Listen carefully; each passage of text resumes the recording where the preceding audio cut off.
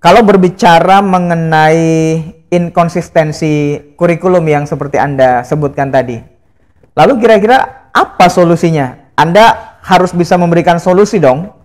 Ya. Perspektif Anda sebagai anak muda nih, ya kan? Supaya guru-guru kita di lapangan yang mengajar di kelas tidak bingung, kan gitu. Kemudian kepala-kepala sekolah yang ada di jauh pelosok negeri ini juga tidak bingung, ya kan? Apa kira-kira yang perlu menjadi solusi menurut Anda supaya pendidikan kita ini benar-benar fokus dan bisa maju?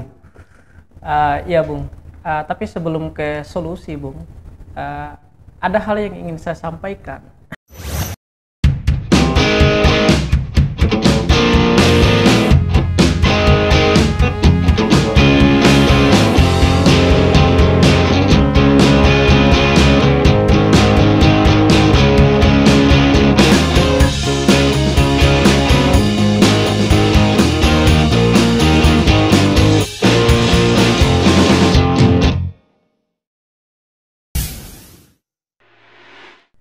Bismillahirrahmanirrahim. Assalamualaikum warahmatullahi wabarakatuh. Waalaikumsalam. Selamat siang dan tentunya salam sejahtera untuk kita semuanya. Alhamdulillahirabbil alamin. Kembali berjumpa dengan saya pada kesempatan yang sangat baik ini. Saya Afandi Ismail. Siang hari ini kita akan ngobrol-ngobrol ringan, ngobrol-ngobrol santai ya, lebih tepatnya bersama dengan aktivis muda Islam, Bung Izzul Islamuddin. Bung Izzul Islamuddin adalah aktivis himpunan mahasiswa Islam yang sekarang sedang menempuh program S3 doktor di Universitas Negeri Jakarta. Apa kabar, Bung Izzul? Sehat? Alhamdulillah baik, Bung, sehat. Alhamdulillah sehat ya. Bung Izzul bisa cerita sedikit asal dari mana, kemudian riwayat pendidikan ya, singkat-singkat saja supaya publik TV Masyumi ini bisa mengenal Bung Izzul lebih dekat. Silahkan, Bung. Ya, terima kasih ya Bung Afandi atas undangan dari teman-teman pemuda Masumi. Iya. Yang pertama, saya menempuh pendidikan S1 di salah satu perguruan tinggi swasta di Malang, yaitu Universitas Muhammadiyah Malang. S1 ya? S1-nya di Malang waktu itu, dan menjadi aktivis juga, mulai masuk kuliah, kemudian menjadi aktivis, bergabung di salah satu organisasi seperti yang Bung Afandi sampaikan, Himpunan Mahasiswa Islam. Iya. Kemudian selesai di Muhammadiyah Malang, kemudian melanjutkan studi S2 di Negeri Malang, karena pada saat itu juga setelah berproses di komisariat, saya diamanahi untuk lanjut berproses di pengurus cabang HMI cabang Malang waktu itu, tahun 2018 periode 2021, karena kondisi COVID juga yang membuat molor, dan alhamdulillah 2024 diberikan kesempatan untuk melanjutkan studi lagi S3 di salah satu universitas negeri di Jakarta, yaitu Universitas Negeri Jakarta. Iya. Sibuk sehari-hari selain kuliah apa, Bung Izzul? Selain kuliah, saya sibuk dengan media saya, Bung Afandi. Oh iya. Yang dirintis oleh beberapa teman-teman di Malang, teman-teman PMII, HMI Dipo, MPO gitu. Iya, kita mendirikan media Narasi Indonesia mulai 2022, dan alhamdulillah sekarang semakin kesini semakin konsisten, Bung. Alhamdulillah. Berarti nanti ke depan bisa kolaborasi ya dengan Pemuda Masyumi, dengan TV Masyumi ya? Pastinya harus kolaborasi. Siap. Terima kasih. Siap. Oke. Bung Izzul tadi menyampaikan bahwa salah satu organisasinya adalah HMI, Himpunan Mahasiswa Islam. Dan setahu saya sekarang di PBHMI ya? Iya Bung, di PBHMI. Di PBHMI. Ya kita tahulah kalau aktivis HMI itu punya cakrawala pemikiran yang luas ya. Kemudian punya kesadaran kritis yang sangat maju. Oke. Diskusi dari pagi ketemu pagi begitu kira-kira ya. Kemudian kajian, baca buku dan seterusnya.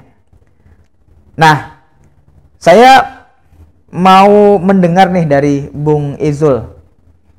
Karena Anda background adalah pendidikan. Apa yang Anda ingin sampaikan tentang, ya terserah apakah itu hal positif tentang pendidikan kita, ataukah kritik Anda terhadap problematika pendidikan kita? Monggo silahkan sampaikan aja.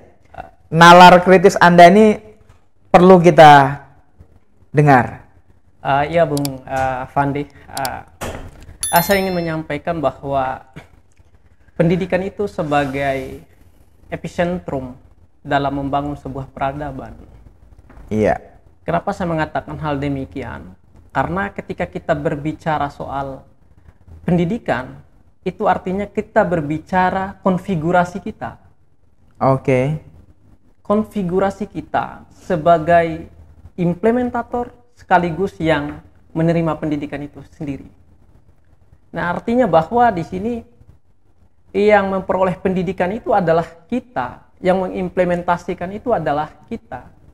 Tapi yang menjadi persoalan yang sangat fundamental menurut hemat saya adalah inkonsistennya suatu kebijakan. Oke. Nah, kenapa saya mengatakan hal demikian, Bung?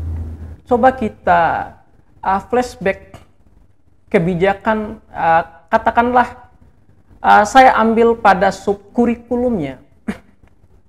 Berbicara soal kurikulum, kita mulai dari tahun 1947. Dan itu masih pada penjajahan Belanda waktu itu. 1947, kemudian KTSP, kemudian K13, kurikulum merdeka, kemudian sekarang dengan nama yang berbeda lagi. Artinya dengan perbedaan-perbedaan nama tersebut akan membuat kebingungan bagi tenaga pendidik, bahkan masyarakat awam. Gitu. Bingungnya dari segi apa itu? Bingungnya adalah pada tidak adanya evaluasi. Coba kita flashback K13. Sudah sejauh mana, Bung? K13 ini dievaluasi secara menyeluruh. Ini yang Anda mau katakan terkait mengenai inkonsistensi kebijakan pemerintah di bidang kurikulum ya? Ini di bidang kurikulumnya. Oke. Iya. Belum lagi di bidang yang lain.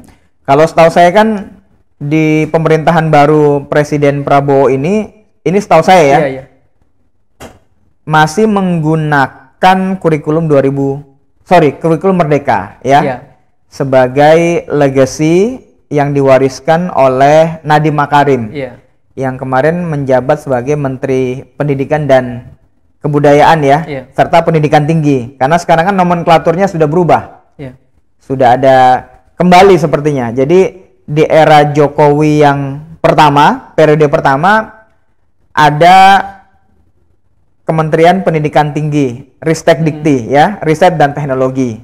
Kemudian ada Pendidikan Dasar dan Kebudayaan, ya kan?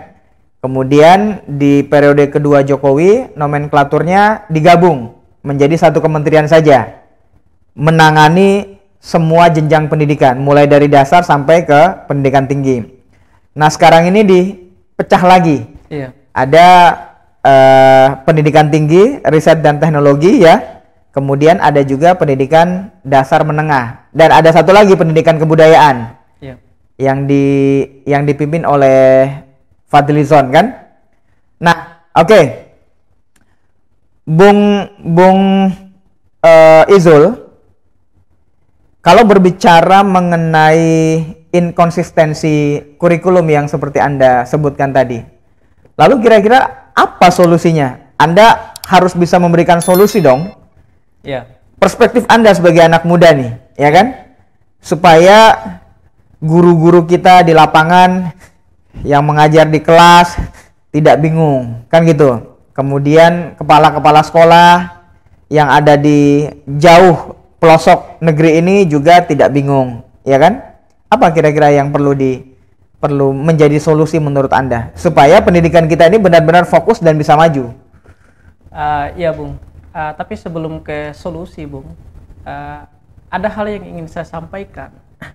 Ada salah satu buku menarik bagi saya dan itu sangat relevan dengan topik yang kita bicarakan hari ini.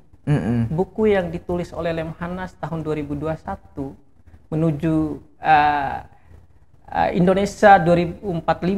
Nah, Indonesia Emas ya?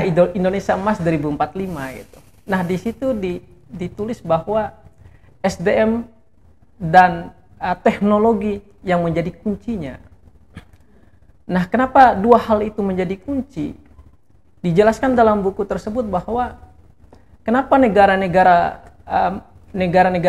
beberapa negara Eropa maju, kemudian beberapa negara Asia maju, karena mereka memperhatikan dua sektor yang sangat fundamental.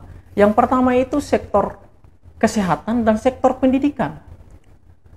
Oke. Nah, menarik Bung Afandi, kita berbicara sektor kesehatan ini, tentunya saya ingin menyampaikan bahwa sektor kesehatan ini mulai dari ibu mengandung itu sudah dijamin kesehatannya, kesehatan janinnya, bahkan sampai dengan melahirkan, dan seterusnya. Kemudian ditopang dengan sektor pendidikan yang mumpuni, sarana dan prasarananya, fasilitasnya, dan terinput juga di situ yang saya sampaikan tadi yang berkaitan dengan kebijakan itu sendiri. Iya. Sistem yang diterapkan di lembaga pendidikan. Saya juga sependapat yang disampaikan oleh Bung Afandi tadi bahwa kurikulum yang diterapkan bahkan sampai dengan sejauh ini masih gitu. Akan tetapi ada sentuhan yang berbeda gitu. Mungkin dengan background kita tahu sendiri, background dari Menteri Pendidikan Dasar kita hari ini, beliau benar-benar seorang akademisi tulen gitu, background Muhammadiyah. Iya, oke. Nah, solusi yang bisa saya tawarkan selaku anak muda, mungkin saya tidak mewakili secara keseluruhan gitu. Iya. Tentu teman-teman anak muda yang lain memiliki pandangan yang lain gitu. Iya. Ini mungkin hanya sebatas solusi yang bisa kemudian saya tawarkan. Yang pertama adalah terkait dengan sistem. Sistem itu harus sistem yang konsisten gitu. Oke. Kebijakan yang dikeluarkan itu adalah kebijakan atas dasar kajian yang komprehensif. Iya. Kemudian yang kedua, solusi yang bisa saya tawarkan adalah yang berkaitan dengan kurikulum, kemudian implementasinya nanti adalah bagaimana dengan tenaga pendidik kita hari ini. Apakah sudah sejahtera atau seperti apa, Bung Afan? Iya. Karena ada yang saya temuin, ada guru honorer. Ini kan bukan menjadi rahasia publik. Ada yang digaji triwulan. Iya. Artinya kan belum sejahtera. Logika sederhananya adalah orang ataupun tenaga pendidik, mereka akan benar-benar memberikan pengetahuannya, mengajar dengan baik, dengan maksimal, tentu harus diimbangi dengan kesejahteraan itu sendiri. Gaji yang layak. Gaji yang layak. Muncul pertanyaan dari saya juga, Bung. Apakah dengan hadirnya pemerintahan baru hari ini, dengan berbagai, kalau hemat saya, dengan berbagai kebijakan-kebijakan yang cukup dalam tanda kutip ya kontroversial gitu ya. Kontroversial ya. Bahkan yang terbaru ini kan ada hashtag Danantara. ya, Danantara, kemudian hashtag Indonesia gelap, hashtag kabur aja dulu gitu kan. Iya. Ini kan persoalan-persoalan yang sangat fundamental juga yang perlu kita bahas juga gitu. Tapi poin yang ingin saya sampaikan adalah untuk mensejahterakan gitu ya, untuk membangun pendidikan yang baik tentu harus ada fondasi yang sangat kokoh di situ gitu. Harus diperhatikan kesejahteraan dari tenaga pendidik itu sendiri. Mungkin seperti itu, Bung. Baik. Jadi yang Bung Izul ingin sampaikan bahwa fondasi itu adalah kira-kira maksudnya adalah kesejahteraan guru begitu ya? Iya, Bung. Oke, ini adalah perspektif yang lahir dari Bung Izul. Tentu bisa berbeda kalau kemudian kita ingin menguji, mendengarkan perspektif yang lain. Iya. Bung Izul, terakhir ya. Saya kira masih banyak kesempatan kita untuk berdiskusi. Saya tertarik untuk menggali lebih jauh pandangan Anda. Untuk sesi ini terakhir pertanyaan saya. Di pemerintahan yang baru, Pak Presiden Prabowo Subianto, apakah Anda melihat ada komitmen beliau untuk memajukan pendidikan kita?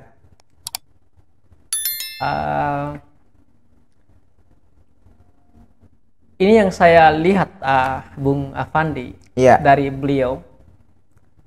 Dari yang saya lihat dari beliau ada komitmen itu. Parameternya apa? Parameternya adalah yang pertama, beliau mengangkat menteri-menteri di pendidikan dasar maupun perguruan tinggi itu adalah orang-orang yang benar-benar murni di akademisi. Yang Kementerian Pendidikan Dasar, kita tahu sendiri di situ Prof. Aduk Mukti, gitu. Dia kan background Muhammadiyah, paham yang berkaitan dengan pendidikan itu seperti apa. Begitupun dengan di perguruan tinggi. Salah satu wakil menteri yang di situ ada Prof. Stella itu. Iya. Dengan pemikiran beliau, dengan pengalaman beliau di luar negeri ya, tentunya akan membawa pendidikan kita ke arah yang lebih baik lagi ke depan. Dan sekali lagi saya ingin mengatakan bahwa saya sangat optimis gitu. Tapi hal itu akan runtuh ketika pendidikan lagi-lagi dijadikan sebagai alat politik. Gitu. Iya. Tapi bukan berarti saya anti dengan politik, enggak gitu. Tapi jangan sampai pendidikan itu diintervensi oleh politik itu. Gitu. Mungkin seperti itu, Bung. Baik. Terima kasih banyak Bung Izul ya. Luar biasa pandangan kritisnya, meskipun masih perlu kita gali lebih jauh. Ya, perlu, Bung.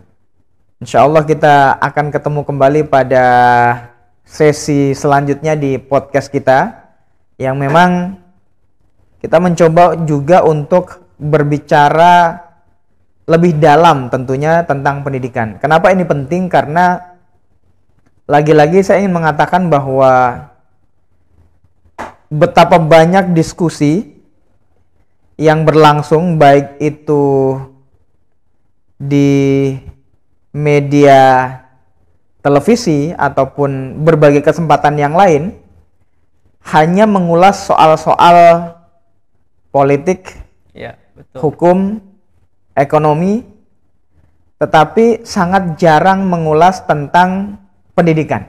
Iya, betul. Padahal Bung Izul, kemudian yang sebelum-sebelumnya juga narasumber yang kami hadirkan berbicara pendidikan, sepakat bahwa pendidikan ini adalah fundamental. Terutama tentang bagaimana mensejahterakan guru.